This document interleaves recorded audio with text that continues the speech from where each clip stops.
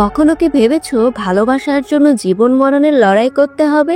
Lee Jae Yoon বাধ্যতামূলক সামরিক সেবায় থাকা এক তরুণ সৈনিক, যাকে ছেড়ে চলে গিয়েছে তার প্রেমিকা ক্যাং ইয়ং জু। কিন্তু যখন সিওলের বুকে নেমে আসে ভয়াবহ জম্বি মহামারী, তখন দুজনের জীবনের ঝুঁকি নিয়ে ছুটতে থাকে একে অপরকে আবারও খুঁজে পাওয়ার জন্য। ভালোবাসা, বেঁচে থাকা আর দুঃস্বপ্নে এই ভয়ানক সংঘর্ষের গল্প, এটাই নিউটোপিয়া।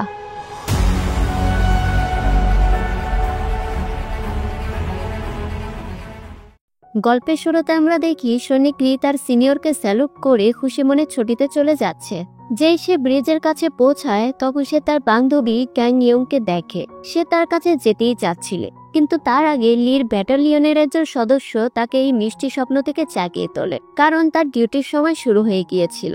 সবাই প্রস্তুত হয়ে ডিউটিতে চলে যায়। এখানে লি চুপচাপ ক্যাং ইয়ংকে ফোন করে জানতে চায় গতকাল রাতে তার ফোন কে ধরেছিল। ক্যাং জানায় সে তার ম্যানেজার ছিল, কারণ ক্যাং গতকাল রাতে অনেক নেশাগ্রস্ত ছিল। এই কথা বলার সময় ক্যাং ইয়ং বমি করে ফেলে। এদিকে লি অবৈধভাবে খুন ব্যবহার করতে গিয়ে তার সিনিয়রের হাতে ধরা পড়ে যায়। লির সহকর্মীও ডিউটির সময় ঘুমাচ্ছিল।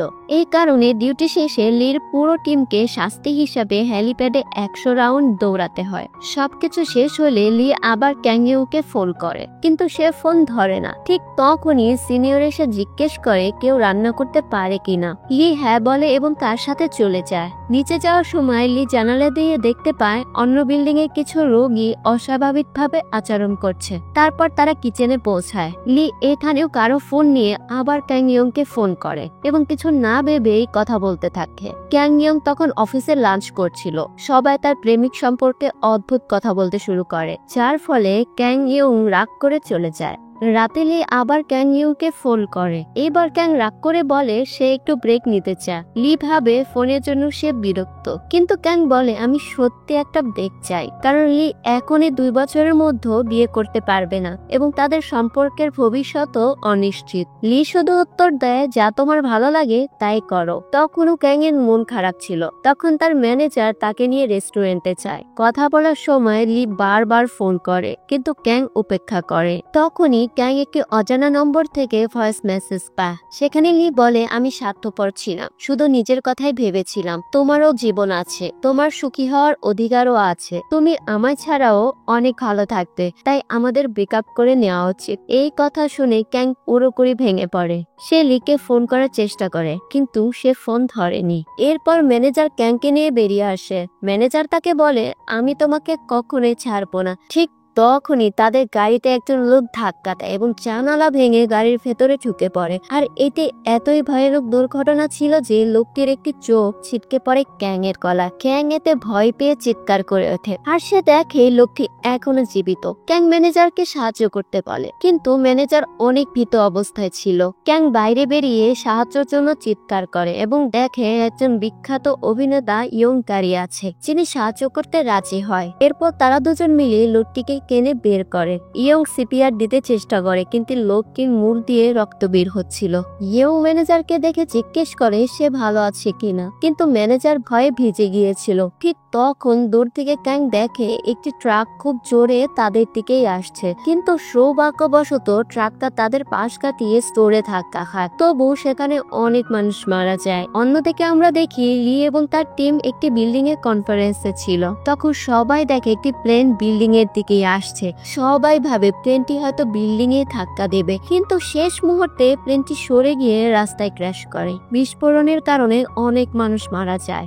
লি ও তার টিম হোটেলের ম্যানেজারের সাথে লিফট দিয়ে নিচে নামছিল। তারা নিচে এসে এক ভয়ঙ্কর দৃশ্য দেখে। মানুষ একে অপরকে কামড়াচ্ছে এবং অদ্ভুতভাবে পোড়াচ্ছে। এরপর একজন অদ্ভুত চেহারার লোক লিফটের কাছে আসে। লি বুঝে যায় এরা আসলে জম্বি হয়ে গিয়েছে, কিন্তু কিভাবে কেউ তা জানে না। এরপর অর্ধেক শরীরের একটি জম্বি তাদের দিকে হামলা করে। তারা কোনো মতো পালিয়েছে। পরে অন্য একটি জম্বির সাথে তারা যুদ্ধ করে। লাইটার এবং অয়েল স্প্রে দিয়ে তাকে পুড়িয়ে মারে। আর এরই মধ্যে হোটেলের ম্যানেজার জানতে পারে পুরো বিল্ডিং এ জম্বিরা ছড়িয়ে পড়েছে। আর এদিকে ক্যাং যে লোকটিকে সাহায্য করছিল সেও জম্বিতে পরিণত হয়। আর এটি দেখেই সে দৌড়ে একটি সেলুনে আশ্রয় নেয়। এরপর সে তার মাকে ফোন করে এবং তাকে বাড়িতে থাকার জন্য বলে। এরপর সে লিকে ফোন করার চেষ্টা করে, কিন্তু লির ফোন বন্ধ মধ্যে ছিল। এরপর সে ভয়েস নোট পাঠিয়ে বলে যখনই সে এই বার্তাটি পাবে সে যেন যোগাযোগ করে। ওদিকে লিও তার দল 75 ফ্লোরে চলে আসে আর একটি রুমে ঢোকার চেষ্টা করে, কিন্তু ভেতরে থাকা মহিলা প্রথমে তাদের জম্বি ভেবে দরজা খুলে দিচ্ছিল না। লি তখন বুঝিয়ে বলে আমরা জম্বি নই। শেষ পর্যন্ত মহিলাটি তাদের দরজাটি খুলে দেয়। ওপরে অন্যদিকে অন্যান্য সৈনিকরাও জঙ্গিদের সাথে লড়াইয়ের প্রস্তুতি নিচ্ছিল। এদিকে ম্যানেজার রাস্তায় দাঁড়িয়েছিল। হঠাৎই পেছন থেকে একজন এসে তার মাথায় আঘাত করে। তার ফোন আর ঘড়ি চুরি করতে যাচ্ছিল সে। ঠিক তখনই সেলুন থেকে ক্যাং ইয়ং বেরিয়ে আসে। চোর তাকে দেখেই পালিয়ে যায়। ক্যাং ম্যানেজারকে বলে আমাকে ওই টাওয়ারে নিয়ে চলো যেখানে লি আছে। ম্যানেজার বলে এখন কিভাবে যাব? তুমি শহরের অবস্থা দেখছো না? ক্যাং এদিকে সেলুনের ওই মহিলাকে বলে আপনিও কি আমাদের সাথে যাবেন?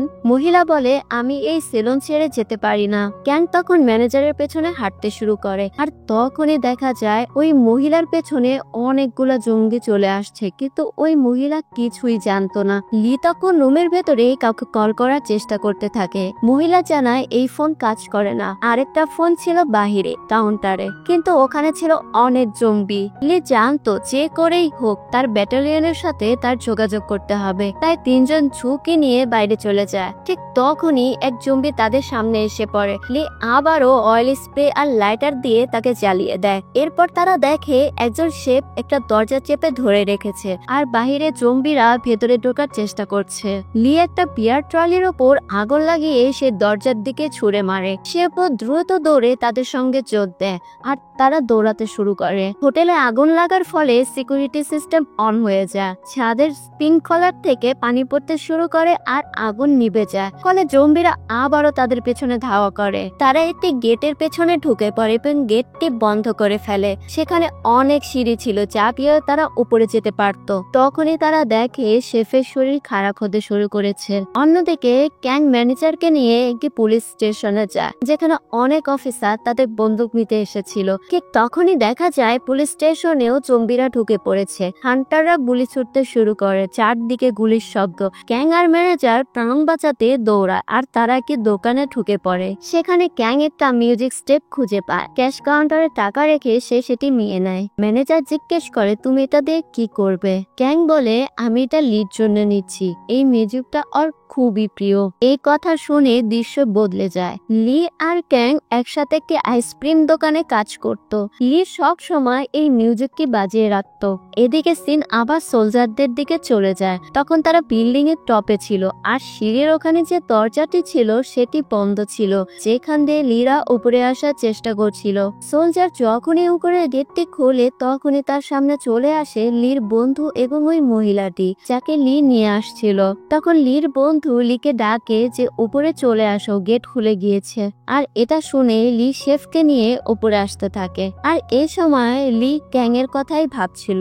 উপরে আসতে লির বন্ধুর ওপর সিনিয়র রাগ করতে থাকে, কারণ সে সিভিলিয়ানদের উপরে নিয়ে এসেছিল, যেটা একদমই অ্যালাউ ছিল না। তখন একজন বলে সিনিয়র এই সময় কথা বলা বেশি ইম্পর্টেন্ট না, অবস্থা খুবই খারাপ, প্লিজ আমাকে আমার ফোনটি দিন যেন আমি আমার পরিবারের সাথে কথা বলতে পারি। কিন্তু সিনিয়র এর জন্য না করে দেয়। তখনই কোনো কিছু জোরে ভাঙার আওয়াজ আসতে থাকে। তারা তখন দেখে জম্বিরা নিচের গেটটি ভেঙে ফেলেছে আর তারা উপরের দিকেই আসছে। লি তার বন্ধু সিনিয়রকে বলে এটি জম্বি। এটা শুনে সিনিয়র বলে তোমরা কি আমার সাথে মজা করছো? এর মধ্যেই জম্বিরা উপরে আসার আগে গেটটি বন্ধ করে দেওয়া হয়। আর সুজিয়ং সিনিয়রকে বলে আপনার কেন মনে হচ্ছে আমরা মজা করছি? আমাদের অবস্থা তো দেখুন। তখনই সে নিচে পড়ে যায় আর যখন সে ওঠে সেও জঙ্গি হয়ে গিয়েছিল। আর সে এখানে থাকা একজন সোলজারের ওপর হামলাও করে। সে যেন আর কোনো ক্ষতি করতে না পারে তাই লির বন্ধু একে লাঠি দিয়ে তার মাথায় আঘাত করে তাকে মেরে ফেলে। তখন সিনিয়র মনে করে সে একে নির্দোষ মানুষকে মেরে ফেলেছে, তাই সে তাকে শাস্তি দিতে চায়। তখনই লি সামনে চলে আসে আর এদিকে দেখা যায় সুজিয়ং একজন সিনিয়রের সাথে মিলে সে সোলজারের চিকিৎসা করতে থাকে যাকে সে কামড়েছিল আর তার অবস্থা খুবই খারাপ ছিল। এদিকে আমরা লিও তার বন্ধুকে সিনিয়রের সাথে মিটিং এ দেখি। তখন তারা সিনিয়রের কাছে রিকোয়েস্ট করছিল যে অবস্থা খুবই খারাপ, তাই আমাদের পরিবারের সাথে আমাদের কথা বলার পারমিশন যেন দেওয়া হয়। তখন সিনিয়রও তাদের কথা মেনে নেয় এবং তাদের ফোন তাদেরকে দিয়ে দেয়। ফোন অন হতেই লি ক্যাং এর অনেক মেসেজ দেখতে পায়। তখন সে কন্ট্যাক্ট করার চেষ্টা করতে থাকে, কিন্তু তার ফোন বন্ধ ছিল। এরপর আমরা ক্যাং এবং তার গ্রুপকে দেখি। ফেমাস অ্যাক্টর ইয়ং বলে, আমি এখানে একটি হোটেলে উঠেছিলাম, আর এটা সেই হোটেল ছিল যেখানে লি ডিউটি করছিল। তখনই ইয়ং একটি ছবি বের করে তাদেরকে দেখায় যেখানে লিও ছিল। এটা দেখে তো ক্যাং অনেক বেশি এক্সাইটেড হয়ে যায়। এটা দেখে তারা দুজন হাসতে থাকে, কারণ তাদের কাছে লি খুবই ফানি মনে হচ্ছিল। তাদের কথা শুনে ক্যাং উদাস হয়ে পড়ে। যখন সে তার ফোনটি অন করে তখন দেখে সেখানে লির অনেকগুলো মেসেজ এসেছে। লি তাকে বলেছিল, তুমি যেখানেই থেকো নিরাপদে থেকো, তুমি তোমার লোকেশন সেন্ড করে দিও আর আমি তোমাকে বাঁচাতে চলে আসব। এটা দেখে ক্যাং যখন লিকে ফোন করে, কিন্তু নেটওয়ার্ক প্রবলেমের কারণে তার ফোনটি ঢুকে না। ক্যাং তখন তাদের দুজনকে বলে লি বেঁচে আছে আর আমি তার কাছেই যাচ্ছি। এটা শুনে ইয়ং বলে, দাঁড়াও, আমিও তোমার সাথে যাব। আসলে আমার গাড়ি সেই হোটেলের পার্কিং এ আছে, সেখানে গিয়ে গাড়িটি নিয়ে নেব। যখন তারা বাইরে আসে ক্যাং রাস্তায় পড়ে যায়। ম্যানেজার মজা করে বলে, খালি রাস্তায় কি কেউ পড়ে যায়? কিন্তু দেখা যায় তার জুতার ফিতা খুলে গিয়েছিল। এটা দেখে ক্যাং এর আগের কথা মনে পড়ে যায়, কারণ জুতার ফিতা লাগানো লি তাকে শিখিয়েছিল। এদিকে সব সোলজার খাবার খাচ্ছিল আর বলছিল শেফ তো খুব তাড়াতাড়ি জম্বি হয়ে গিয়েছিল, কিন্তু ওই সোলজার কেন হলো না? এটা বলতে না বলতে দরজা জোরে জোরে বাজতে থাকে। বাইরে সেই জম্বি ছিল। সিনিয়র লাথি মেরে দরজাটি খুলে ফেলে। একজন সোলজার সাহায্য করার জন্য বাইরে যায়, কারণ সে জম্বির ব্যাপারে জানতোই না। সে তার কাছে যেতেই জম্বি তাকে কামড়ে দেয়। সিনিয়র তার উপর গুলি চালায়, কিন্তু সে আবারও উঠে দাঁড়ায়। সিনিয়র তখন কোনোভাবে তাকে মেরে ফেলে, কিন্তু তখনই সেই আরেক সোলজার জম্বি হয়ে যায়। তখন একজন সোলজার তার ওপর গরম পানি ঢেলে তাকে মারার চেষ্টা করে, আর পেছন থেকে সিনিয়রও গুলি চালাচ্ছিল, কিন্তু একটি গুলিও তার লাগছিল না। সুজিয়ং এটা দেখে একজন সোলজারের থেকে বন্দুক নেয় আর এক শটে তাকে মেরে ফেলে। যদিও সে ভালো কাজ করেছিল, কিন্তু সিনিয়র তার সাথে রাগারাগি করে, কারণ সিভিলিয়ানদের বন্দুক চালানো অ্যালাউ ছিল না। তখন সুজিউং বলে, আমি ন্যাশনাল লেভেলের ফায়ার আর্ম চ্যাম্পিয়ন, আমার রিকোয়েস্ট এই খারাপ সময়ে একটি বন্দুক আমাকে দেয়া হোক। সিন আবারও শিফট হয়ে ক্যাং এর কাছে যায়। দেখানো হয় ক্যাং কলেজের সবার অনেক প্রিয় ছিল। লিজ তার বন্ধুকে জিজ্ঞেস করে কি আছে ওর মধ্যে যে সবাই ওর পেছনে দৌড়াচ্ছে। বন্ধু বলে, ক্যাং তো তোমার পেছনেই ঘুরছে। লি মজা করে বলে, হ্যাঁ, আমি তো কলেজের হিরো। তখন ক্যাং পিছনে দাঁড়িয়েছিল আর সব কথা শুনে ফেলে। সে রাগ করে সেখান থেকে চলে যায়। একদিন লি একটি নতুন চাকরির ইন্টারভিউ দিতে চায় একটি আইসক্রিম দোকানে। বস বলে, তোমাকে তোমার সিনিয়র সবকিছু শিখিয়ে দেবে। আর এই সিনিয়রটা আর কেউ নয় বরং ক্যাং ইয়ং।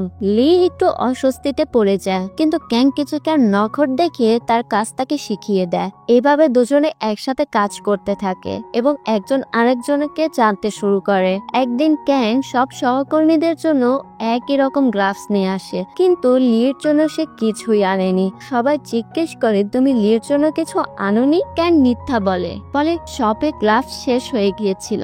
আসলে ক্যাং লির জন্য আলাদা কিছু এনেছিল। সে একটি মাফলার এনেছিল। সে মাফলারটা লিকে দিতে চায়, কিন্তু লি খুবই রুড ভাবে দুইবার তা নিতে অস্বীকার করে। বলে, আমি তোমার সাথে বন্ধুত্ব করতে চাই না। ক্যাং এদের রাগে গজগজ করতে থাকে আর ফোনে তার বন্ধুকে লির ব্যাপারে বদনাম করতে শুরু করে। সে টের পায় না যে লি তার পেছনে দাঁড়িয়ে আছে আর সবকিছু শুনছিল। পরদিন দুজনের মধ্যে কথা কাটাকাটি হয়। ক্যাং বলে, তুমিও সেদিন আমাকে অপমান করেছিলে। লি হেসে বলে, একবার তুমি বলেছো, একবার আমি, হিসাব সমান। এভাবে দিন কাটতে থাকে। ক্যাং অনুভব করতে থাকে সে ধীরে ধীরে লির প্রতি দুর্বল হয়ে পড়ছে। এদিকে লির বন্ধু লিকে জিজ্ঞেস করে, তুমি কি ক্যাংকে পছন্দ করো? লি তখন না বলে। তখন তার বন্ধু তাকে বলে, কারণ আমি ক্যাং এর সাথে বন্ধুত্ব করতে চাই। লি প্রথমবারের মতো অস্বস্তি অনুভব করে, কিন্তু সে কিছুই বলে না। একদিন ক্যাং এর সাথে ম্যানেজারের ঝগড়া হয়। ক্যাং কাঁদতে কাঁদতে দোকান ছেড়ে বেরিয়ে যায়। লি তার পেছন পেছন ছুটে যায় আর নিজের জ্যাকেটটি তার দিকে ছুড়ে দেয়, কিন্তু ক্যাং সেটা ফেলে দেয়। সামনে এগিয়ে যেতে যেতে ক্যাং হঠাৎ করে যায়, কারণ তার জুতার ফিতাটা খোলা ছিল।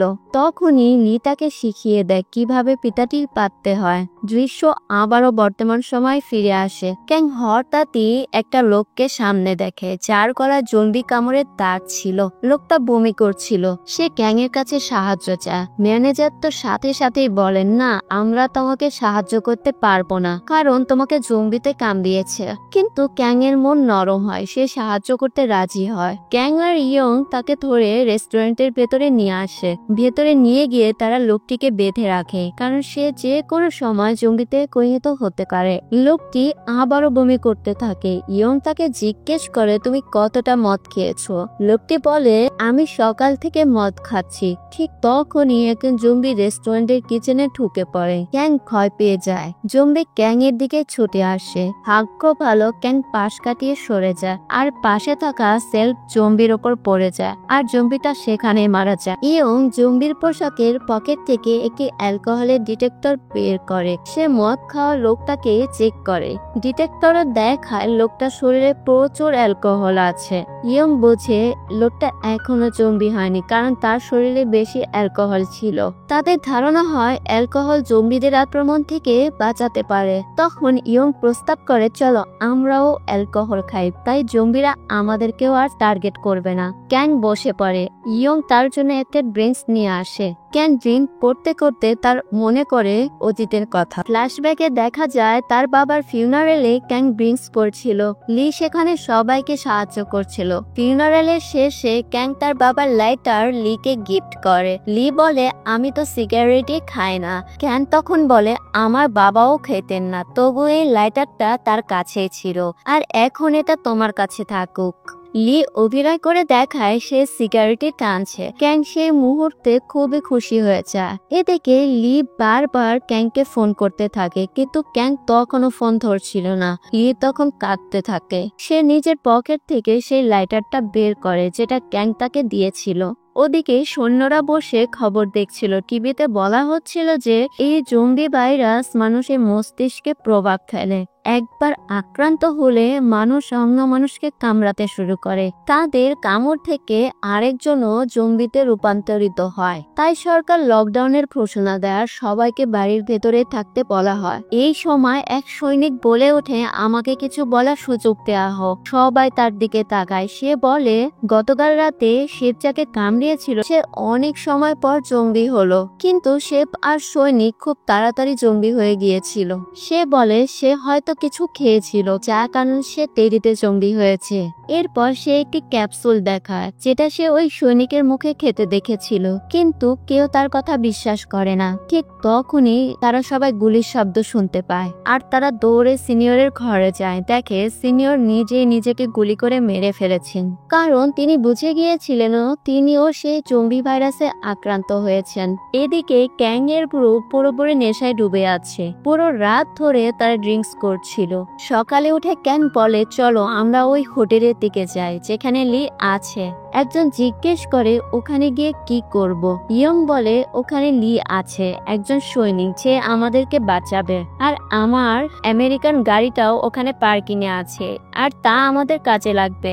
একজন যেতে চায় না, কিন্তু ক্যাং উঠে দাঁড়ায়। একটি গলফ স্টিক নিয়ে ইয়ং এর সঙ্গে বেরিয়ে পড়ে। বাইরে বের হলে জম্বিরা তাদের পেছনে ধাওয়া করে, কিন্তু সে লোকটা যাকে আগে জম্বি কামড়িয়েছিল তাকে জম্বিরা কিছুই করছে না। সে জম্বিদের দৃষ্টি ভিন্ন দিকে সরিয়ে নেওয়ার কাজ করে। ক্যাং আর ইয়ং দ্রুত একটি দোকানে ঢুকে পড়ে। ওদিকে লোকটা জম্বিদের আগুন দিয়ে পুড়িয়ে দেয়। এই দৃশ্য দেখে নেশায় মগ্ন ক্যাং আর ইয়ং ভীষণ আনন্দ পাচ্ছিল। ওরা যে দোকানে ঢুকেছিল সেখানেও প্রচুর বিয়ার ক্যান ছিল, আর তারা আবারও ড্রিঙ্কস করতে শুরু করে। ঠিক তখনই বাইরে আসে কিছু বাস্কেটবল প্লেয়ার। তারাও জম্বিদের সাথে লড়াই করতে শুরু করে। সিন বদলে যায়। এবার আমরা দেখি লিও তার বন্ধু হোটেল থেকে বেরিয়ে তাদের পরিবারকে রক্ষা করার জন্য পরিকল্পনা করছে। তারা সার্জেন্টের কাছে গিয়ে সব জানা। তারা বলে গতকালে ইলেকট্রিসিটি চলে গেলেও পানির সাপ্লাই ছিল, মানে হোটেলের জেনারেটর এখনো চলছে। যদি স্টক শেষ হয়ে যায় তাহলে কি হবে? তারা প্রস্তাব দেয় চলেন নিচে যায় আর সেগুলো বন্ধ করে দেই। সার্জেন্ট প্রায় রাজি হয়ে যাচ্ছিলেন, ঠিক তখনই ব্যাটালিয়ন কমান্ডার ফোন করে। তিনি বলেন তোমাদের খাবার আর রসদ একটি হেলিকপ্টারে করে পাঠানো হচ্ছে। সব সৈনিকরা এটা শুনে খুশি হয়, কিন্তু লিও তার বন্ধু খুশি হয় না, কারণ তারা হোটেলে থেকে বেরিয়ে যেতে চাচ্ছিল। তবুও সবাই হেলিপ্যাডে যায় হেলিকপ্টারকে রিসিভ করতে, কিন্তু তারা দেখে হেলিকপ্টারটি অদ্ভুতভাবে কাঁপছে। তারা বিষয়টা রিপোর্ট করে কমান্ডারকে, বলতে থাকে হেলিকপ্টারটা ঠিকমতো ল্যান্ড করতে পারবে না, হয়তো এর ভেতরও জঙ্গি আছে। এই কথা শুনে কমান্ডার হেলিকপ্টারটিকে ধ্বংস করার আদেশ দেয়। ক্যাননের রেঞ্জে আসতে হেলিকপ্টারে গুলি চালানো হয়। হেলিকপ্টারটি আকাশে দুলতে দুলতে নিচে পড়ে যায়। দূর থেকে ক্যাং এবং তার সাথীরা এই দৃশ্য দেখে হতবাক হয়ে যায়, আর তারা 4 জন হেলিকপ্টারের দিকে দৌড়াতে শুরু করে। হেলিকপ্টারটি ধ্বংস হওয়ার পর সার্জেন্ট কমান্ডারকে ফোন করে। সে জানায় এখন বড় সমস্যা হলো আমাদের কাছে আর কোনো খাবার নেই, না হলে আমরা এখানে না খেয়ে মারা যাব। অনুগ্রহ করে বাইরে যাওয়ার অনুমতি দিন। কিন্তু কমান্ডার অনুমতি দেয় না। সে বলে আমি আরেকবার চেষ্টা করব কিছু ব্যবস্থা করতে। এটি বলে সে ফোন কেটে দেয়। সার্জেন্ট হতাশ হয়ে সব সৈনিকদেরকে মিটিং এ ডাকে। সে ঘোষণা করে আজ সন্ধ্যায় আমরা এই বিল্ডিং থেকে বেরিয়ে যাব। কিছু সৈনিক আপত্তি করে বলে আমাদের কাছে যতক্ষণ খাবার আছে ততক্ষণ আমাদের এখানে থাকা উচিত। সার্জেন্ট তখন বোঝায় যদি খাবার শেষ হয়ে যায় তাহলে আমরা অনেক দুর্বল হয়ে যাব, যে নিজেরাই বাঁচতে পারবো না। আর মিটিং চলাকালে সুজন সার্জেন্টের কাছে গিয়ে অনুরোধ করে আমাকে একটি বন্দুক দিন, কিন্তু সার্জেন্ট আবারও বলে তুমি একজন সিভিলিয়ান, তোমাকে বন্দুক দিতে পারবো না। এদিকে ক্যাং এবং তার সাথীরা হোটেলের কাছে পৌঁছে যায়। ক্যাং বিল্ডিং এর এমন অবস্থা দেখে খুবই ভেঙে পড়ে। সে জোরে জোরে কাঁদতে শুরু করে, কারণ বিল্ডিং এর চারপাশে গাদা গাদা জম্বি দিয়ে ভরা ছিল। ক্যাং তখন ভাবে হয়তো লিও আর বেঁচে নেই। ইয়ং তাকে সান্ত্বনা দিয়ে বলে লিও তোমাকে অবশ্যই ফোন করবে, চলো একটি সেফ জায়গায় গিয়ে আমরা তার জন্য অপেক্ষা করি। তারা পার্কিং এরিয়ার দিকে এগিয়ে যায়। পার্কিং এ এসে ইয়ং বলে আমরা সবাই আলাদা আলাদা হয়ে গাড়িটি খুঁজবো। সে গাড়ির নম্বর সবাইকে বলে দেয়। সবাই গাড়ি খুঁজতে বেরিয়ে পড়ে। ঠিক তখনই জম্বিরাও পার্কিং এ প্রবেশ করে। ক্যাং আর ম্যানেজার একটি জায়গায় লুকিয়ে পড়ে, কিন্তু ইয়ং কে জম্বিরা ঘিরে ফেলে। ক্যাং ছুটে যেতে চায় তাকে সাহায্য করার জন্য, কিন্তু ম্যানেজার তাকে আটকে ধরে রাখে। ওদিকে কিম, সেই লোক যাকে জম্বিরা কিছুই বলছিল না, সে ইয়ংকে বাঁচানোর চেষ্টা করে। তাদের চারপাশে আগুন ধরিয়ে দেয়, সব জঙ্গি পুড়ে মারা যায়। এদিকে সৈনিকরা একটি নতুন পরিকল্পনা করে।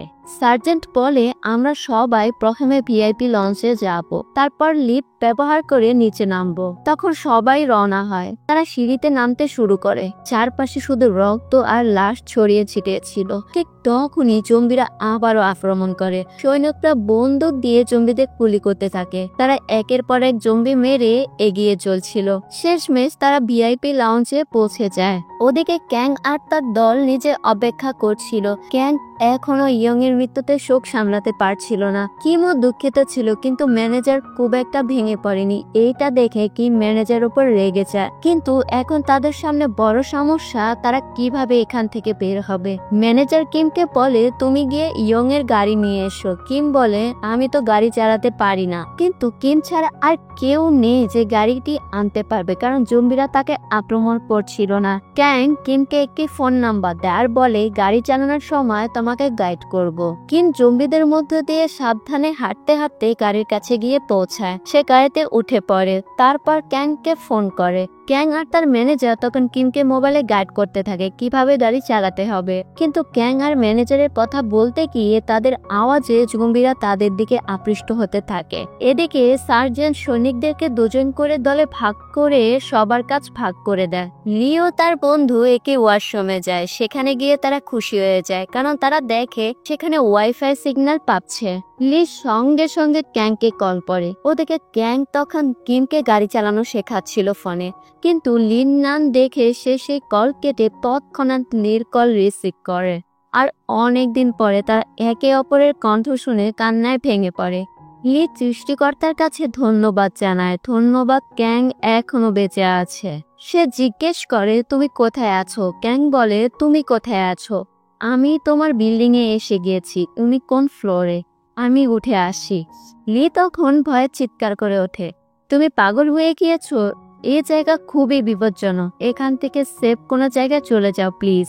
ক্যাং তখন হেসে বলে, আমি ভয় পাই না, তুমি শুধু তোমার ফ্লোর নাম্বার বলো, আমি তোমাকে বাঁচাতে আসবো। লি তখন মিথ্যা বলে, আমি তো এখানেই নেই, তুমি অন্য কোনো ক্যাম্পে চলে যাও যেখানে অনেক সৈনিক আছে, তারা তোমাকে রেস্কিউ করবে। সে কথার মাঝখানে হঠাৎ করে ক্যাংয়ের ফোন বন্ধ হয়ে যায়। লিন তখন হতবাক হয়ে যায়, সে ফোন বন্ধ পেয়ে কান্না করে ফেলে। তাকে সান্ত্বনা দিয়ে তার বন্ধু বলে, দেখো লি, ও এখনো বেঁচে আছে, মানে ও অনেক সাহসী, ও ঠিকই নিজের খেয়াল রাখবে। ওদিকে সার্জেন্ট এক শেফকে ধরে নিয়ে আসে। সেই শেফ এখনো জম্বি হয়নি, কারণ সে ঘুমের ওষুধ খেয়ে গভীর ঘুমেছিল। শেফকে দিয়ে রান্না বান্না করিয়ে সবাই খেতে বসে। তখনই সার্জেন্ট পেছন থেকে একটি শব্দ শুনতে পায় এবং ঘুরে তাকায়। সে দেখে এয়ার কন্ডিশনের ভেতর থেকে এক জম্বি বেরিয়ে আসছে, আর সে জম্বি হঠাৎই তার উপর ঝাঁপিয়ে করে। ওদিকে নিচে কিম গাড়ি স্টার্ট করতে পেরেছে, কিন্তু ক্যাংয়ের পর কেটে যাওয়ার ফলে সে বুঝতে পারছিল না সে কি করবে। এদিকে তার চারপাশে জম্বিরা ঘিরে ধরেছে। সে ভয় পেয়ে একেবারে এক্সেলেটরে চাপ দেয়। সামনে থাকা সব জম্বিকে চাপা দিয়ে সে ছুটে যায় সেখানে যেখানে ক্যাং আর ম্যানেজার দাঁড়িয়ে ছিল। সব জম্বিকে গাড়ি দিয়ে মেরে সে তাদেরকে গাড়িতে তুলে নেয়। এরপর ম্যানেজার গাড়ি চালানো শুরু করে আর তারা দ্রুত রাস্তায় বেরিয়ে পড়ে। কিন্তু পেছনে বসে থাকা কিমের চোখ লাল হয়ে যাচ্ছিল। সে বুঝতে পারছিল যে সে এখন জম্বিতে পরিণত হতে চলেছে। এই কথা মাথায় আসতে সে নিজেই গাড়ি থেকে নেমেছে। এরপর গল্প ফিরে যায় আবার হোটেলের ভেতরে। সার্জেন্ট সে জম্বির আক্রমণে রক্তাক্ত অবস্থায় পড়েছিল। এদিকে আরেক জম্বি হঠাৎ সৈনিকদের দিকে ছুটে আসে। তারা সবাই মিলে গুলি ছোড়ে, কিন্তু সঠিকভাবে কেউ লাগাতে পারছিল না। শুধু সিজিওন গুলি করে সে জম্বিটাকে শেষ করে দেয়। এরপর তারা দেখে সার্জেন্ট তো এখন জম্বি হয়ে গিয়েছে। তখন এক কমান্ডার এসে সার্জেন্টকে গুলি করে মেরে ফেলে। সিন আবারও কাট হয়ে ক্যাংদের কাছে যায়। যে ছেলেটি তাদের গাড়ি থেকে নেমেছিল, ক্যাং সেই ছেলেটিকে বলে, তুমি যেও না, তুমি আমাদের সাথে হসপিটালে চলো। ছেলেটি বলে, না, আমার এখানে থেকে কিছু কাজ করতে হবে। তখন ম্যানেজার ক্যাংকে বোঝায় সে আমাদের সাথে যেতে পারবে না। তখন তারা গাড়িটি আবার স্টার্ট দেয় আর পেছনে দেখানো হয় ওই ছেলেটি জম্বিতে পরিণত হচ্ছে। গল্পের শেষ মুহূর্তে দেখা যায় একটি লালচে চোখ ধীরে ধীরে খুলে যাচ্ছে। এই চোখ কার? সে কি মানুষ না জম্বি? তা ছিল এক রহস্য। আর এই রহস্য নিয়েই নিউটোপিয়ার এই পর্বটি শেষ হয়ে যায়। আপনাদের যদি এই গল্পটি ভালো লেগে থাকে তাহলে অবশ্যই এই ভিডিওটিতে একটি লাইক দেবেন এবং এই সিরিজের বাকি অংশটুকু আমি খুব দ্রুতই আপনাদেরকে এক্সপ্লেন করব। সাথে থাকার জন্য ধন্যবাদ।